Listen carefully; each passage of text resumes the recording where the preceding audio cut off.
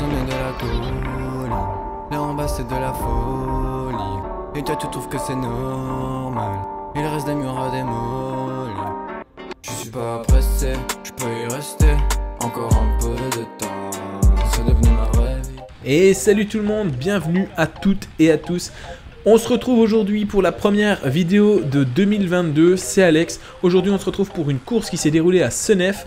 C'était en l'été dernier, hein. Alors comme vous savez j'ai été extrêmement pris ces dernières semaines et donc je n'ai pas pu sortir de vidéo. Mais à partir d'ici 2022 on se retrouvera tous les lundis pour une vidéo sur la chaîne YouTube.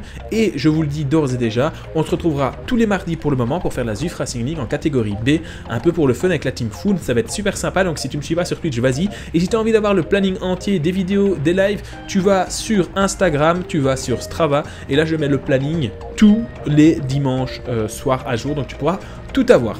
On se retrouve aujourd'hui donc pour une course relativement plate, hein. Comme d'habitude je vais vous montrer ce premier tour. C'est un circuit, si vous me suivez, que vous avez déjà dû voir plusieurs fois, étant donné que souvenez-vous c'est exactement le même circuit que la course. On avait eu 46 km/h de moyenne l'an dernier. Et ben, cette fois-ci on a roulé moins vite et vous allez voir que la course va être un petit peu particulière, surtout pour moi, ce qui va faire que ça va être beaucoup moins rapide. Mais je veux pas vous spoiler, mais ça s'est bien passé, j'ai fait un bon résultat. Cette course elle avait lieu le dimanche juste après le fameux samedi où j'avais fait 3e à Blaton. Donc j'avais vraiment le mental pour moi. La forme y était un petit peu moins parce que forcément il y avait des coureurs qui n'étaient pas là la veille et donc qui étaient beaucoup plus frais. Mais j'ai quand même fait une super course. D'ailleurs j'oublie, mais je tiens à vous souhaiter une bonne année. J'espère que ça se passe bien pour vous et je vous souhaite une bonne santé à vous et à toute votre famille et plein de victoires dans vos défis, que ce soit sportifs ou pas, pour l'année 2022. Voici donc le circuit de cette course de Senef. On était plus ou moins 80, entre 80 et 100 sur cette course. Vous allez voir que ça va avoir quand même son incidence au niveau du placement. Et quand on parle de placement, on va voir ici les erreurs qu'il faut éviter pour réussir sa course. Il y a des petites erreurs que souvent les gens font au niveau placement, au niveau remontée, des efforts inutiles, surtout dans les relances. Et on va voir ici comment éviter tout ce type de relance. Alors comme d'habitude pour ceux qui me connaissent, hein, j'ai toujours tendance à démarrer la course un petit peu plus en arrière. Alors pourquoi ce choix? Tout simplement parce que sur ce circuit on a des routes qui, vous le voyez depuis le début, sont relativement larges, c'est relativement plat. Les seules deux difficultés qu'on a, c'est ici la petite montée et puis la montée de l'arrivée, c'est vraiment des faux plats, c'est pas non plus extrêmement dur, donc forcément voilà, il n'y a pas vraiment de danger. Et puis statistiquement, il y a quand même beaucoup, il n'y a pas beaucoup de chance en fait que la course se décante dès le premier tour. D'ailleurs on voit un devant, ça pédale pas des masses, etc. Ça se regarde, ça papote, ça fait des blagues. Donc forcément, c'est pas le moment où il faut être le plus attentif. Je vous rappelle, pour ceux qui n'auraient pas suivi les vidéos, la règle des tiers. Alors c'est quoi la règle des tiers? C'est premier tiers de la course, on est attentiste. Deuxième tiers de la course, on est attentif et on saute dans les roues quand on a des bons coureurs qui sont à l'avant. Et troisième tiers de la course, c'est là qu'on donne tout, on fait tapis et on essaye de faire le meilleur résultat possible. Alors vous allez voir que c'est un circuit, vu qu'il est très plat, qui est très rapide. Donc on est sur des vitesses quand même qui sont assez importantes. Mais je me mets pas trop de pression. Ici je profite un petit peu du ralentissement avant le virage pour venir me replacer. Alors c'est un petit peu critique parce que ici du coup dans ma position c'est très facile de gagner des places parce que c'est large. Par contre c'est un droite-gauche, donc ici on va arriver dans le gauche. Et dans le gauche c'est plus moi qui suis à l'extérieur mais c'est moi qui suis à l'intérieur. Alors j'ai une chance, c'est que je suis plutôt un petit gabarit, donc c'est assez simple pour moi de venir me replacer et de prendre ma place un petit peu dans les endroits étriqués. Mais ça peut quand même vite devenir compliqué si vous êtes un peu plus grand que moi. Moi je fais plus ou moins 1m74, donc si vous êtes plus grand, ça peut devenir assez compliqué.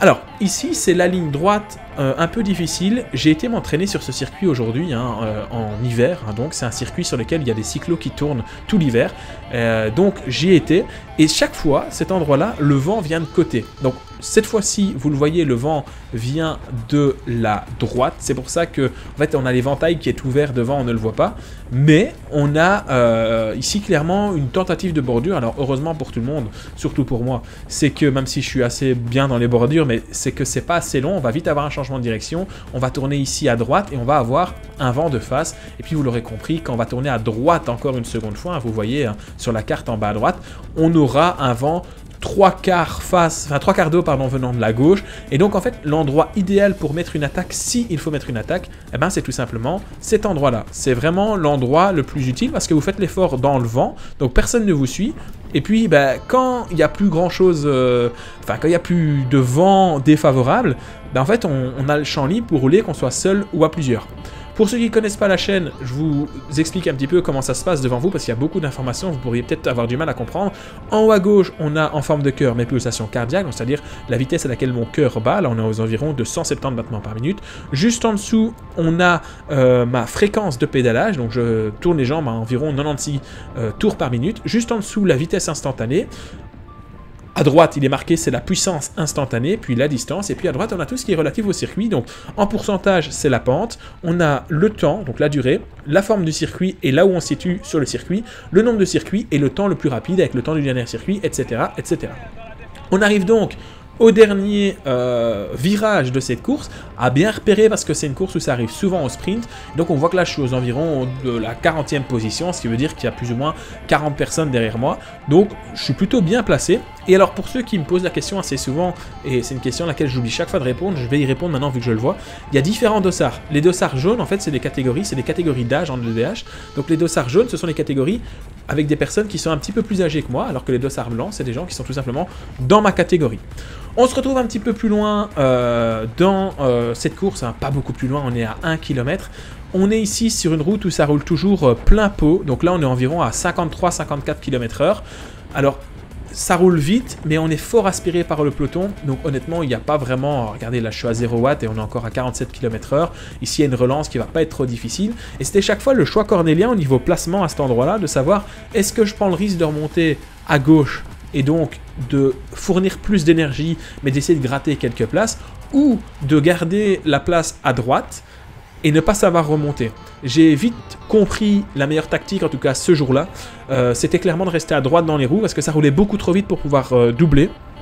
Par contre, si on passait à gauche, on faisait un effort vraiment très important, au-dessus de 800-900 watts, et c'est un effort qui ne permettait pas de gagner énormément de place. Donc au niveau coût-bénéfice, c'était beaucoup mieux de rester à l'abri du côté droit de ce rond-point, et puis plus tard, après, venir se remonter. Alors on voit ici, il y a un petit moment de temporisation. Je vous avoue que ça fait quand même un petit moment du coup cette course qu'elle a eu lieu. Je me souviens plus de tout par cœur, je me souviens en gros ce qui était important à signaler dans cette course. Mais il y a eu pas mal de moments de temporisation. Alors c'est assez étrange, c'est quelque chose qu'on voit pas souvent en Belgique. D'habitude en Belgique on a des courses où ça se passe de la manière suivante.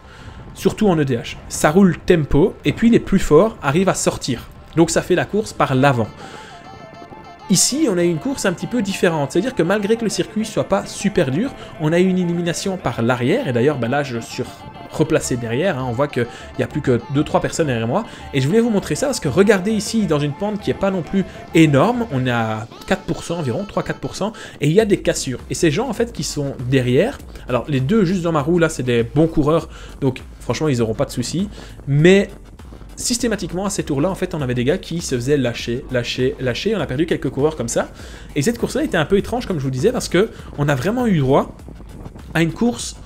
Je sais pas comment expliquer ça, parce que ça n'arrive pas souvent, mais un petit peu comme la course que j'avais vécue à la Coupe de France en DN, hein, quand j'étais à Boulogne-sur-Mer. C'est-à-dire que ça roulait, puis ça s'arrêtait de rouler, puis ça roulait, puis ça s'arrêtait de rouler. C'est un truc qui me convient pas du tout, alors que là on voit que je suis en train de remonter. Là regardez, je prends à gauche, c'était ce que je voulais vous montrer, enfin vous expliquer tout à l'heure. Je prends à gauche, et vous avez vu, j'ai dû quand même faire un effort important pour pas vraiment gagner beaucoup de place. Donc coût-bénéfice un petit peu loupé sur ce coup-là. Après je pense que je ferai plus l'erreur, sauf si vraiment j'ai pas le choix. D'ailleurs je pense que si je suis passé là à cet endroit-là, c'était parce que j'avais pas le choix. Mais donc, je reviens à mon explication, c'est-à-dire que ça roulait, puis ça s'arrêtait de rouler, ça roulait, ça s'arrêtait de rouler, c'était un petit peu particulier. Et en fait la course était complètement what the fuck. D'habitude ça roule tout le temps en EDA, genre on roule toujours à 40-45 km/h, et du coup on a une belle moyenne de 42-43 km/h. Ici, on roulait de temps en temps à 35 km/h et puis parfois à 50, ce qui était quelque chose dont j'ai pas l'habitude, et je pense que personne n'avait l'habitude, et je n'ai toujours pas d'explication de savoir qu'est-ce qui a fait ce changement. Alors ici on se retrouve dans la fameuse ligne droite où ça bordure, et on voit que bon, moi ça va, je suis aux alentours de 500 watts, donc c'est des watts quand même, mais ça peut bien se passer. Par contre derrière on voit vraiment que ça tire la langue, c'est pas hyper facile. il y a un vent du coup qui est défavorable et je pense que là tout le monde s'accroche pour pouvoir rester dans les roues. Il faut regarder le cul du mec devant et pas lâcher, heureusement c'est pas très long.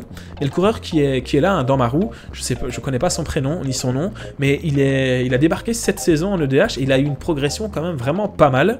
Et sur ce genre de circuit, il doit pas être à son avantage parce qu'en fait il est assez mince, il est très grand, très mince, et du coup il doit pas être hyper à l'aise sur ce genre de circuit, pourtant il s'est bien accroché, et je pense que sur cette course là il m'a battu d'ailleurs, je suis plus sûr, mais en tout cas très bonne progression de sa part, comme quoi, même si moi du coup j'ai pas progressé cette saison, mais pour tous ceux qui regardent les vidéos, franchement vous pouvez partir d'un peu plus loin, et vraiment faire des bons résultats. Alors ici je suis remonté me placer, je vois que ça se regarde un petit peu, donc allez hop, on met une patate avec 1000 watts, puis on essaie de tenir à 700 watts, et là il n'y a plus personne qui suit. Alors, je vous explique le contexte. On est au 20e kilomètre, la course va faire environ 80 km, donc on a fait presque un quart de la course, et il y a une échappée de 4-5 coureurs devant, et le peloton, dans ce genre d'endroit où il y a justement moyen de récupérer un peu de temps sur les échappées, vu que c'est large, c'est plat, personne ne roule.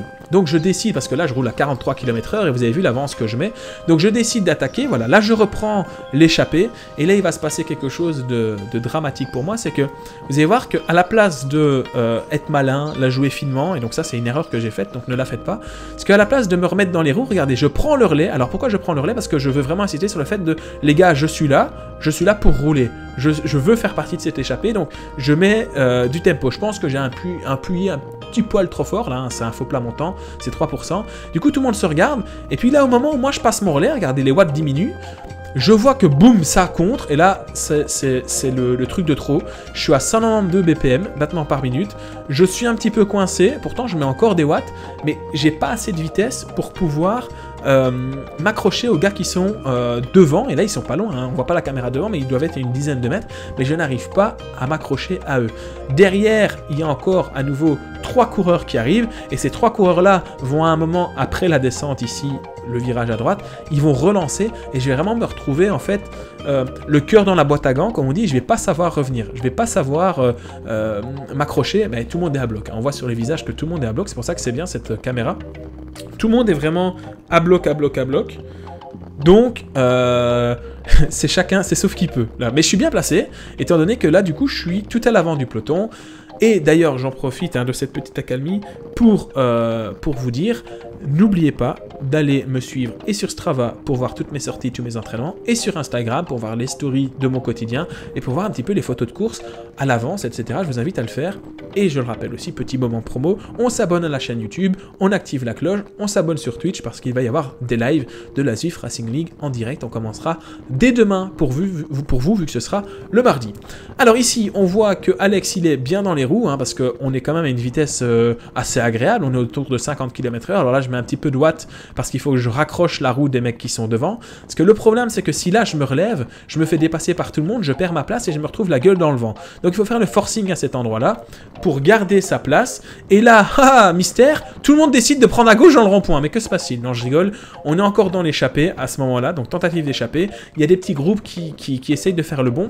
Alors pourquoi? Parce qu'on voit un peu, c'est le chaos. Hein. On voit vraiment que c'est le chaos. Il y a des groupes partout, il y a des coureurs, ça roule à bloc. En fait, ce qui se passe, c'est que la plupart des bons coureurs sont à l'avant. Donc tout le monde veut prendre le bon coup et être avec ces bons coureurs. Et le peloton qui est derrière, on les voit au loin, eux, ils se disent, bon, on a laissé partir des trop bons coureurs, donc maintenant il faut s'accrocher. Je vous le mets dans le mille. Quand il y a trop de bons coureurs à l'avant, l'échappée ne va pas au bout et on s'est donc fait reprendre.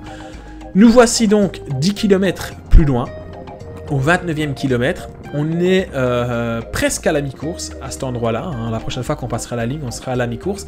Alors qu'il y a Axel dans ma roue, il a une chaîne YouTube. Je mettrai le lien dans la description, mais allez voir, regardez, on voit sa GoPro. Je vous invite à aller voir sa chaîne, ça lui fera plaisir. Et donc, on est parti là pour la deuxième moitié de course. Et vous allez voir que c'est là que ça va se décanter. C'est là que les erreurs, pour ma part, vont être commises. Et c'est des erreurs qui... La saison reprend dans 6 semaines, en tout cas pour ma part, le 19 février, donc dans 6 semaines, on sera de retour à la compétition, donc il y a des erreurs qu'il ne faudra pas reprendre. À ce moment-là de la course, il y a une échappée qui est à l'avant. En fait, pour être plus clair, le groupe dans lequel j'étais initialement, qui est un petit peu le groupe que j'avais relancé il y a 10 km, ben en fait, ils ont réussi à faire le trou et moi, je me suis retrouvé en chasse-patate entre les deux groupes et j'arrivais pas à rentrer. Donc, ce qui s'est passé, c'est que à ce moment-là, le peloton, on le voit, hein, ça roule beaucoup moins vite que les tours précédents. On roule à environ 38-39 km/h, dans une zone où habituellement, là, on peut rouler presque à 50 km/h. Ça se relève. Et donc moi, là, ici, je dis, bon, allez les gars, il faut pas se relever, on est à la mi-course, il reste 1 minute. Il y a, allez, peut-être 5-6 gars devant. Ils ont pris 1 minute à 5-6 en presque la moitié de la course. Donc j'estime qu'en l'autre moitié de la course, il y a moyen de reprendre le même temps, alors qu'on est beaucoup plus nombreux, voire de faire mieux. Alors là, ici, mon but, c'est pas du tout d'attaquer, on voit que j'ai pris de l'avance, mais moi, je voulais juste rouler. Sauf que je roule et je me rends compte que, en me retournant, il n'y a personne. Donc là, il y a un moment où les watts vont diminuer, je vais me rendre compte qu'il n'y a personne. Donc je vais tout simplement réduire l'allure pour laisser le groupe revenir, parce que mon objectif, moi là, c'est vraiment de rouler pour revenir sur les coureurs de devant, parce que j'avais fait 3e au sprint la veille, donc je me dis, Alex, t'es devenu un sprinter. Donc là, il faut que tu y ailles. Pas de chance, au moment où j'arrive en haut de la bosse, que je décide de mettre un petit peu moins de watts, forcément, ça contre. Alors, rebelote, je me retrouve le cœur dans la boîte à gants, ou presque, et donc, je me laisse redescendre dans le groupe, et là, j'étais là en train de me dire, mais je comprends pas. Je veux rouler, je mets un tempo, personne ne roule, et puis finalement, on revient sur moi, on me contre, et puis ça se relève à nouveau. Donc, il n'y a pas de surprise. Là, on va arriver dans le dernier tour. Il n'y a vraiment pas de surprise à avoir. Ce qui va se passer, c'est que l'échappée, elle va aller au bout. Elle va gagner avec, je pense, 1 minute 30 ou 1 minute 40. Ils avaient pris de l'avance, c'était terminé. Après, c'était pas des manches devant. Ils n'étaient pas venus pour enfiler des perles. Hein, c'était des très bons coureurs. Mais me voilà donc piégé dans un groupe dans lequel je subis, en fait. Hein. Quand je dis que je subis, en fait, c'est extrêmement frustrant d'être bien dans un groupe, être bon pour pouvoir mettre quelques sacoches et pour pouvoir rouler, mais ne pas être assez fort pour pouvoir sortir de ce groupe. Et c'est ce qui s'est passé. Alors j'ai dit une bêtise, il reste 2 tours, on vient d'entendre au micro. Et voilà le dernier tour. Mais vous voyez que entre le tour juste avant et ici, on est exactement au même endroit. Il n'y a rien qui a changé, rien n'a changé. Le peloton roule à 34 km/h, ça ne roule pas. Et là, je me dis, bon, c'est pas grave, Alex, t'as fait 3e hier. Tu vas tranquillement faire un petit sprint ici aujourd'hui. Et tu laisseras de l'énergie de côté pour le championnat d'Europe. Non, c'est le championnat de Belgique. Pour le championnat de Belgique qui vient la semaine d'après. D'ailleurs, ce sera une prochaine vidéo. Championnat de Belgique dantesque, les gars. Vous ne vous attendez pas à ce qui s'est passé. Il y avait de la foudre qui tapait la terre à 200 mètres de nous. C'était un délire, enfin bref. Et c'était une course dantesque. Mais bref, revenons à cette course d'aujourd'hui. On est dans le dernier tour et donc je décide de remonter. Et là, je pense avoir fait encore une fois une erreur. À l'instar de la course précédente, hein, donc la course de Blaton que vous avez peut-être déjà vue. Si vous ne l'avez pas vue, allez la voir. Là, en fait, je pense que pour faire un sprint, je suis beaucoup trop à découvert. Donc, je suis beaucoup trop en avant. Sur la course précédente à Blaton, j'étais derrière et je suis revenu vraiment de l'arrière en faisant un effort quand même considérable, mais avec plein de vitesse, je suis revenu de l'arrière. Et ici, vous le voyez, je suis trop tôt devant. Alors, je vais m'en rendre compte forcément, et je vais m'en rendre compte quand? Je vais m'en rendre compte à ce moment-ci, quand je vais me dire « Ah, il se retourne, il veut que je prenne le relais. » Et là, je me dis « Alex, il reste 2,5 km de course, est-ce que c'est vraiment le bon plan de prendre un relais ?» La réponse est non, c'est pour ça que je ne prends pas le relais, et c'est pour ça que d'ailleurs, personne ne prend le relais, ou quasiment personne. Finalement, les gens qui sont considérés comme équipiers, alors c'est quoi les équipiers? Ce sont les coureurs qui ont d'autres coureurs de leur équipe dans la course et qui donc vont se sacrifier pour permettre à leur sprinter de faire une belle course. Moi je ne possède pas ça, vu que je suis tout seul, je cours en maillot neutre, je n'ai pas d'équipe. Donc, j'essaie de rester le mieux placé possible, mais on sent quand même que c'est pas l'idéal, hein. Là je suis en 5e position, alors je me dis, bon Alex, profite du virage, remets-toi un petit peu derrière. Mauvaise idée à ne pas faire. Pourquoi? Parce qu'en me remettant derrière, vous allez voir, si vous vous souvenez bien, à droite ici il y a une petite montée, et donc je vais perdre beaucoup de vitesse dans cette montée, ce qui veut dire que beaucoup de gens vont me doubler, et donc finalement j'aurais fait des efforts pendant toute la ligne droite, dans le vent, placé très à l'avant pour rien, et en plus de ça, je vais devoir refaire un effort juste avant le sprint pour me replacer parce que j'aurais perdu trop de place. Donc autant vous dire qu'au niveau des choix tactiques, rien ne va. J'essayais à ce moment-là, je me disais, Alex, maintenant, tu regardes tes watts, tu regardes ton cœur, et le but, c'est de faire descendre au maximum ces données-là. Alors là, ça relance. Autant vous dire que je me disais, ça commence tout doucement à piquer. Ça commence vraiment à piquer d'ailleurs. Mais je dis, on ne perd pas, on regarde l'avant du peloton. Le but, ça va être de les dépasser au dernier moment et de faire un sprint comme tu as fait la veille. Avant-dernier virage de la course, alors ici, particularité, là où d'habitude ça embraye, ça roule, etc., bon, ça se relève. Ça se relève et c'est là que je vais me faire piéger le plus parce que en fait c'est ce qu'on appelle un faux rythme et dans ce faux rythme je vais me faire un petit peu coincer parce que je vais me dire bon tiens ça va, ça ralentit, tout le monde ralentit donc je peux ralentir et non parce que derrière il y a un petit peu ce qu'on appelle la bulle donc c'est à dire là on roule un peu en file indienne mais derrière nous il y a un groupe qui prend la totalité de la largeur de la route. Et cette bulle, en fait, elle va me doubler à peu près ici. Donc, vous voyez qu'il y a des coureurs qui commencent à me doubler à gauche, à droite. Même si c'est un phénomène assez lent, il y a un coureur à gauche, un coureur à droite. Je laisse la place. Et donc, à la place d'être dans les 5-6 premiers, à l'entrée, enfin, à la sortie plutôt, et même à l'entrée du dernier virage, qui arrive maintenant dans quelques hectomètres, je vais me retrouver vraiment mal placé. Vraiment assez mal placé. Et donc, je ne vais pas pouvoir faire la course. Et ça, c'est dommage. Parce que regardez, hop, ça double, c'est exactement ce que je vous expliquais à l'instant. Là, vous avez le visuel pour vous montrer tout ça. Et là, si tu veux faire un résultat sur cette course-là, il faut que au virage, tu sois dans les 5 premiers. Là, je suis plutôt dans les 15 premiers, on voit que ça tourne.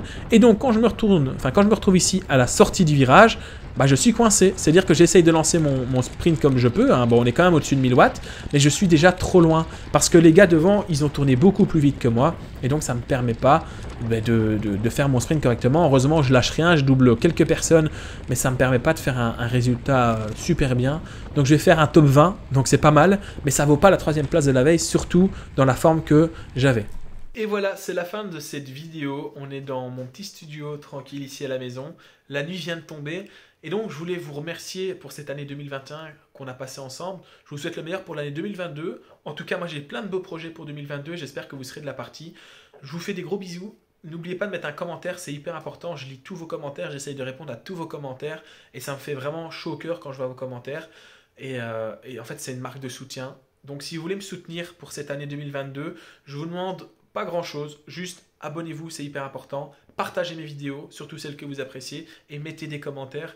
C'est gratuit et ça m'aide beaucoup. Je vous fais des gros bisous. On se retrouve lundi prochain pour une nouvelle vidéo. Et demain en live sur Twitch pour ceux qui veulent voir la course Zwift Racing League en direct. Salut, salut!